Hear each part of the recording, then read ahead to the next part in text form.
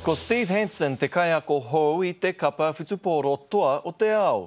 He aha ngā mahi nui kei mua I tōna aroaro, me pēhea hoki e noho tonu ai te kapa ki te tihi o te maunga whitupōro o te ao.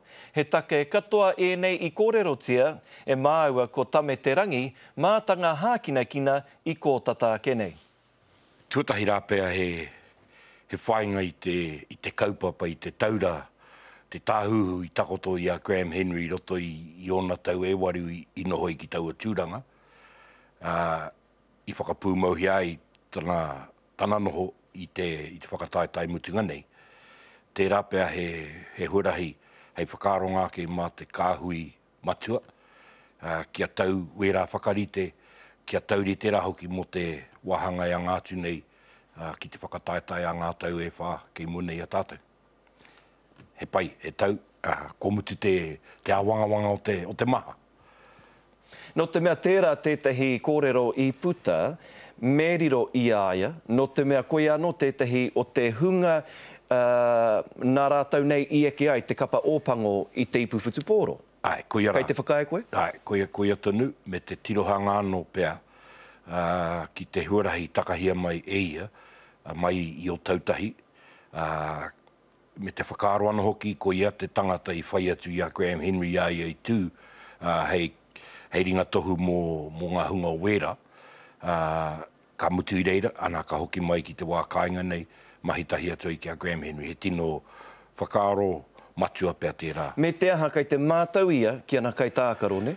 Ai, mātau ana ki a rātau, te whānuitanga o te hunga, te rāpea, ka mahue I roto I ngā tau e a ngātu nei.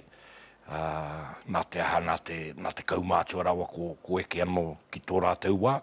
Nā me te mārama, tōna mārama rā ki te hunga me ki kei roto pia I ngā reanga oraro iho, taitama, reanga tuarua, kapa Māori, wera atu momo neke neke. No te mea kei te tihi o te maunga, tēnei kapa, e tau ana I tēnei wā, he mahi nui kei mua I tōna aroaro?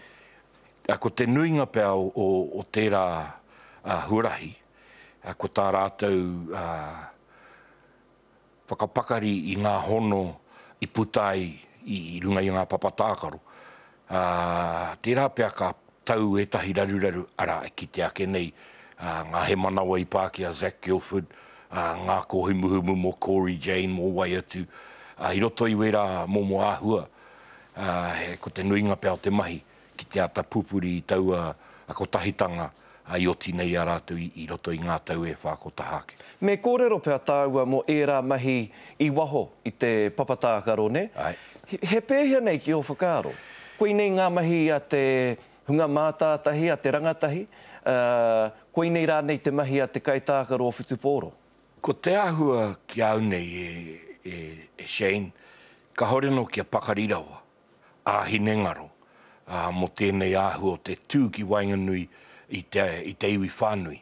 Nā te mea, ka noho ngātahi rātou I roto I te reanga kapa nei, he āhua pokake te tirohanga ki te ao, ana ka whati tērā ko tahitanga, ko kore he tuara, ko kore he tangata ki te tohu, ki te kōwari rā nei ngā taringa I ngā mahi I ngā mahi rereke, pōhe he rawātu, ana, ko ia pēr tēnei o te hua, nā reira he huarahi anō, hei pupuri a rātou, I kite ake I roto I ngā tau I tohu ai te rangatira nei a whetū tipiwai, ki te aki tonu I te kapa Māori, mō ngā tikanga I waho mai o te tākaro, I waho rānei o te kapa. Me whai tangata pērā te kapa ōpango ki o whakaaro? Ai, kia au, kia kaha te aki I te tahi tūranga, te tahi tāngata rānei, hei tātaki kaua kia kite ai e tau ana te noho. Ka tirohia te tangata nei a Zac Guilford.